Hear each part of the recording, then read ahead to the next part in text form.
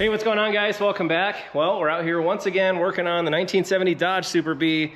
Got a massive time crunch before Moparty. I think we pull out, today's Friday, we pull out Wednesday morning, so we got 5 days to nail this thing down. And in the last episode, you guys saw, did a whole bunch of troubleshooting, and basically it comes down to two things that led to one really big thing.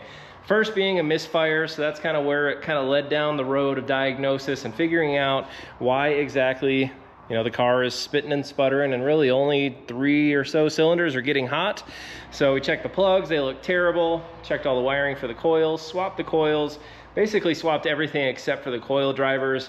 And the day that those came in the mail, I also got an external map sensor, because a lot of you guys were also saying that, hey, your map might be messed up, and between the coil driver issue or a map issue, they kind of lead to the exact same thing. And so I swapped out the map sensor, and I thought it was cured. I thought our issues were all solved, but I realized pretty quickly that the map sensor was showing that I was making 17 inches of vacuum without the car running, which is obviously wrong, okay? My barometric pressure, my map pressure, all that stuff, it's supposed to be the same, and we're off by about 50 kPa, and went to O'Reilly's, swapped out the map sensor, still the exact same issue. So after spending several hours on the phone with different friends and tuners and different things, we kind of came to the conclusion that we may either have one, a bad ECU, or two, a bad main wire harness.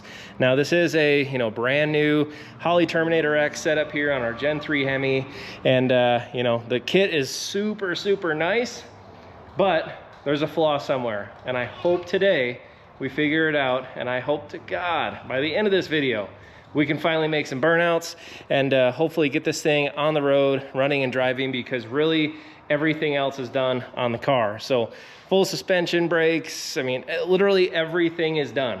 Interior's done, we're ready to race and ready to take this thing out to Moparty and have a good time.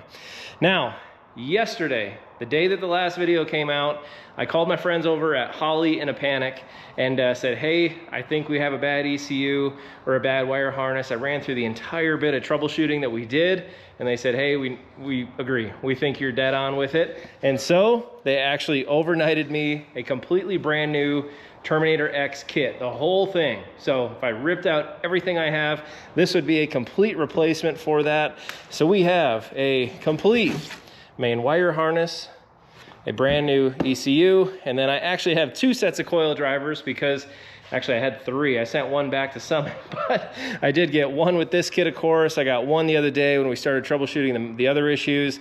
And so yeah, we got a bunch of spare parts, and I'm hoping that we can just throw a whole bunch of parts at this thing and actually fix it. And the guys that I was talking to, they sent me over to their training department and the people that actually teach the EFI classes to troubleshoot with. And yeah, they said the first thing you need to do, swap out that ECU, replace your O2 sensor, and swap out the coil drivers and start it. And they bet me that it would start running immediately. Now, it does run, doesn't run very good. So instead of going one part at a time, just in case maybe a bad coil driver is leading to a short in the ECU, which then led to all of our issues, we're not gonna do one part at a time. We're gonna swap them all out and fire this thing up. And as long as our map pressure, barometric pressure looks good, even with the ignition key on, we'll know that we're already farther ahead than where we were the other day. So, man, enough talking, guys. Let's get this thing up on the lift. We'll get that O2 sensor swapped out first, and then get everything else done and start this baby up. So I know T-Bone's sitting over here anxiously awaiting to start this thing, and man, I hope we get it fixed. So let's get to work.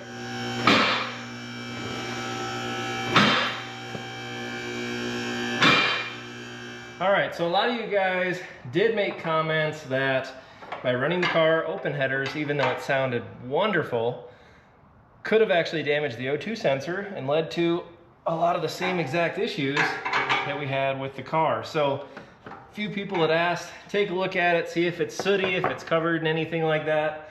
And if so, that could actually have also been potentially the main problem, or at least contributing to it running really bad. Now the TTI headers that are on this thing, beautiful, absolutely beautiful. They already came with O2 bungs actually on both sides. I am only running the one Bosch O2 sensor, which does come with the kit. Oh, Yeah, that does not look very good. Call me Miss Cleo, but I'm pretty sure this is going to run a whole lot better than what that one is. So, super easy fix, plug, tighten this up, and it's done. It's probably because it kept on shooting. Shooting flames? Yeah. It was pretty cool though, wasn't it? Yeah, there was a horrendous backfiring issue with this thing. Just I think with a lot of the gas just dumping into the exhaust, being, you know, unburned, right? Or liquid gas finding its way into the exhaust. Either way, it was not very happy and was rather embarrassing to actually drive almost anywhere. And when I took it to the alignment shop the other day, I was just hiding my face the whole time as I'm pulling in because it was backfiring like really, really bad. That was Okay, super quick and easy fix. Let's get it back on the ground and swap out these drivers. All right, so I went ahead, I got the old coil drivers taken out. This is what they look like. They're just plugged in underneath the dash. It's just easier for me to show you guys here. But super simple. There's one side for odd, one side for even, sides of the engine. Okay, and all we're gonna do, plug and play them, swap them in. Obviously make sure that both the odd are hooked up to this one, both the even are hooked up to this one, and actually even the connectors are black and white, so you really can't screw it up unless you cross them and put one odd, one even, and the same with the other side. But we're not gonna do that, so we'll go ahead and hook them up right. All right, so we got our brand new coil drivers plugged in right here. Obviously all this stuff gets tied up into the harness and cleaned up. I've got it all just kind of hanging here just in case it all has to come back out. But ECUs mounted right here on the side, a couple bolts. We'll go ahead and take that out. Now, one thing that I did notice, and this may not be anything at all, but the color of the map sensor hose that's coming out of the ECU, which, you know, obviously we're probably just going to go ahead and use that external one that we have. I've heard they're a whole lot more robust than what the internal ones are, but the hose on the other one is blue and this one is white. I don't know if that means new versus old, or if there was an update, if this one's the old one or if I got the new one in there, I don't know. But, or maybe I'm just reading into it too far. But either way, that is about the only difference that I see here. So we'll go ahead, take out those bolts. I'm gonna go ahead and check for any bent pins, anything like that on the old ECU. And we'll go ahead and slap this one in. All right, well, that's never fun. Went ahead, got the old one out here. Again, you guys can see different color on that. Again, don't know if there's really any significance whatsoever. Yeah, this one, obviously the ID number, the build number is a little bit earlier than what this one is, but otherwise completely the same. So let's connect it up. And I mentioned that I hate working under dashes.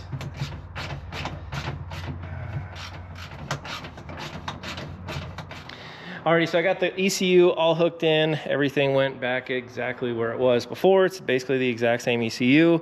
Got my cable hooked up here, and of course, when you get a brand new ECU like that, it does not come loaded, you know, pre-tuned, ready to go. So I went ahead and uploaded my tune here to the car of what it was before. And unfortunately, the very first thing that I see without even checking anything is that my damn map pressure is still showing at, well, now it's 22 inches of vacuum, clearly with the car not running at all. And again, I'm using, let's look here at the sensor. I'll go offline again. The sensor here, you guys can see the Holley 1 bar 538-24, which is exactly what is plugged in right there. It's not working. So, which leads me to believe that most likely the harness, or at least that signal wire from that map connector, is not communicating with the ECU, and that information is not coming back here and showing up here. So kind of like last time what happened, let me go back online here. You can see where it's at, this little, it's called like football thing, but basically an orange circle or a green circle with some orange inside of it, but this would only respond to RPM input, so this was moving up and down the scale here on my VE table, just basically horizontal. It was not actual what the vacuum pressure is here, or what the inches of vacuum are. So in lieu of pulling the wire harness right now, I think I'm gonna try to switch it back over to that internal map again, which is literally nothing more. We got to go offline here into the sensors, into the map sensor, and we're gonna go to the internal 1 bar here.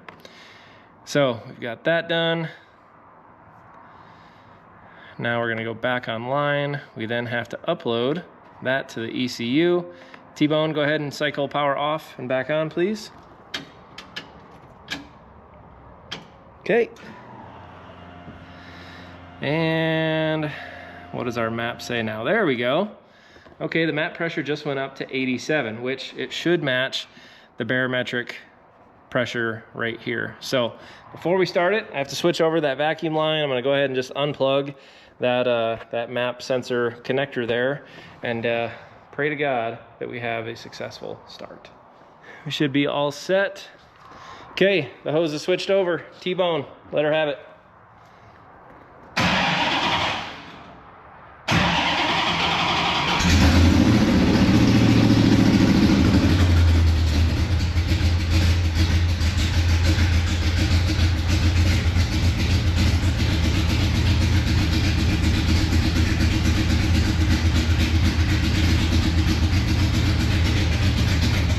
Still only getting 9 inches of vacuum.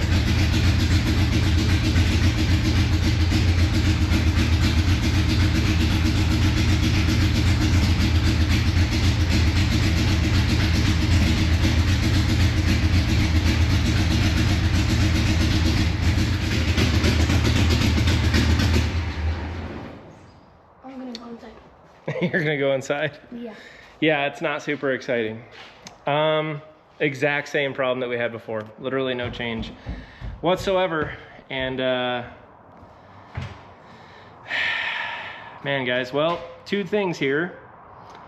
I guess we're gonna go ahead and pull the wire harness out, and we're gonna do what a lot of you guys have recommended that I actually do from the start, and that is check the timing you know, between my crank and my cam, and make sure the dots are lined up and everything's good there, which I went back, watched the video from when I assembled the motor.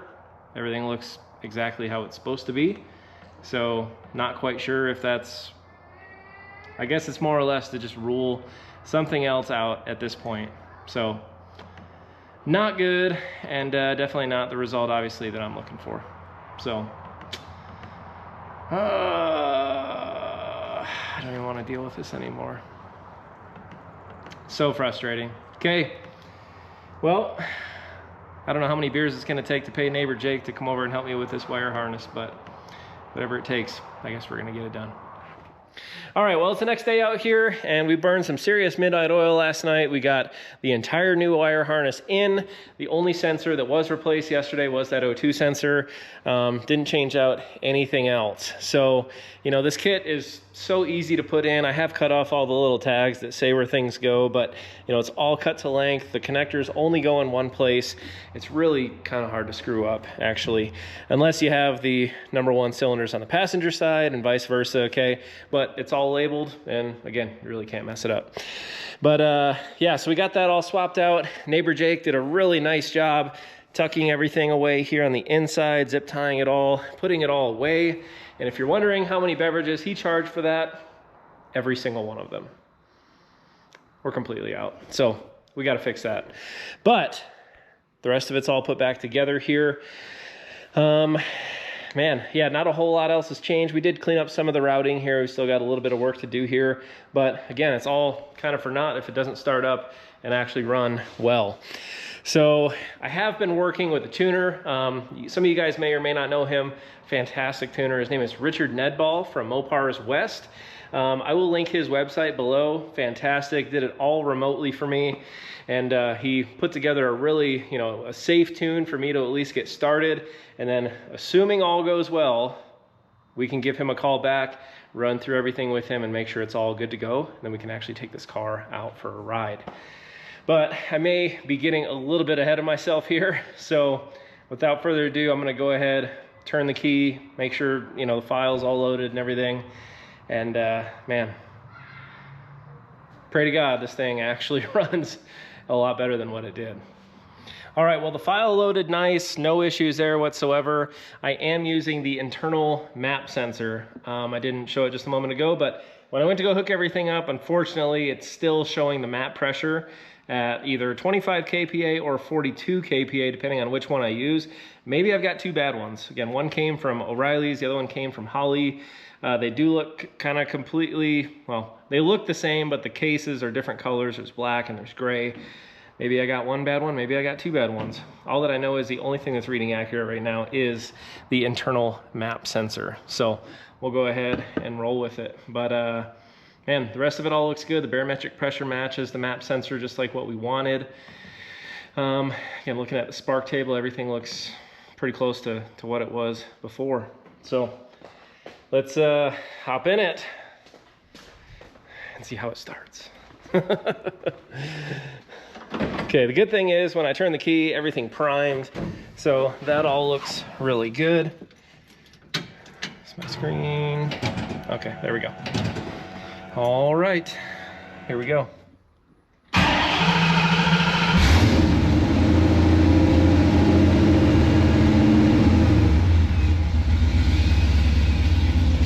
I think we're running on 8 now.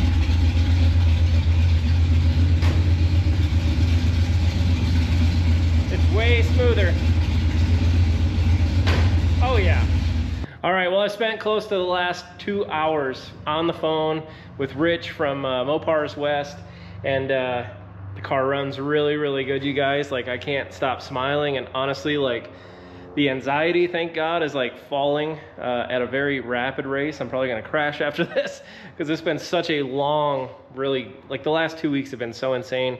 The last 6 months have been really insane, but just like the pressure and the anxiety and just like the emotions of going through all this and, you know, possibly not making it, I hope are behind us now, because the tune is super solid, revved it a whole lot higher than what I just did, and everything runs really, really well. So made a couple adjustments here to the VE table, but changed our spark table a whole bunch.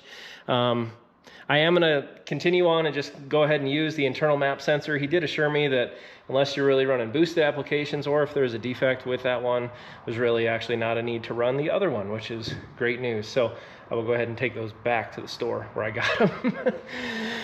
But man, so now of course I want to know in the old harness what went wrong. And maybe after we get back from Moparty, we can go ahead and do some troubleshooting, see if we can find anything there. Maybe it was just the coil harness, right? Because everything else kind of pinned out just like it's supposed to. Of course, the map readings, we never really got those right with using those external sensors. But man, thank goodness we still have some daylight left. So I guess there's only one thing left to do.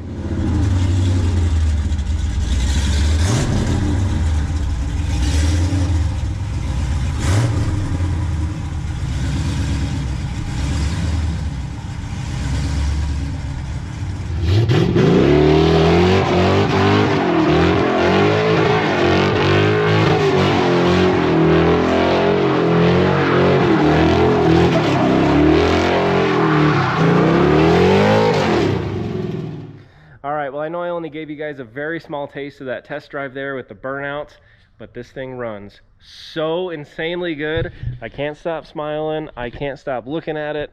You know, I'm gonna have to cut off all that stuff here in a minute because I gotta get this car loaded tonight. We leave tomorrow for Bowling Green, Kentucky. Yeah, I said that right. This car will be at Moparty, running, driving, racing, drag racing, autocross. We're doing the 3S challenge as well, which from what I've been told, it's kind of like parking a car in your garage at 60 miles an hour. Sounds fun. And you know, I promised you guys that we would definitely put this thing to the test. I'm gonna beat the ever-living shit out of this car out there because it deserves it, not gonna lie. This car has put me through hell the last 6 months or so. Huge thank you to my family for helping support me through this and supporting the many, many late nights out here in the shop. And man, I definitely couldn't have done it without you guys, and I really couldn't have done it without a lot of you guys also in the comments. You helped steer me in the right direction with what we needed to get this car fixed. And also, last but not least, a huge shout out to Holley. They have been so good to work with, you guys, putting up with me psycho calling them, working with their troubleshooting techs, and also overnighting parts to me to get this thing running and driving right. And I'm so glad that we figured it out, and it runs so good, you guys. I can't believe it. you know, we really didn't even put our hands on this car until March 15th or so, and it was just an absolute barren shell. I'll throw a picture of it here of what it looks like, and it definitely looks a whole lot different now. Not gonna lie, she needs a bath. We got a ton of fingerprints all over this thing. I'm gonna go ahead and clean it up real quick before we load it, but this car has turned out so good. It's awesome. It's absolutely freaking awesome. So, man, I didn't think I was gonna make it, you guys. I really didn't. A week ago, I was planning on getting the Sadie ready to take out to Bowling Green, but I can't believe we freaking did it. So, if you guys are coming out to Moparty, definitely stop by, say hi, let me know what you guys think about the car.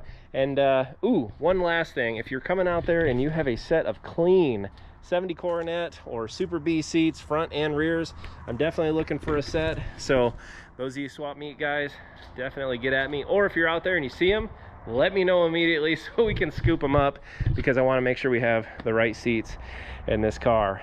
But I'm losing daylight, guys, and frankly, I am dead beat tired, and I need some rest. So we're gonna get it cleaned up, loaded up, and we will see you guys in Bowling Green. So take care. Thank you all again so much for watching, and we'll see you real soon.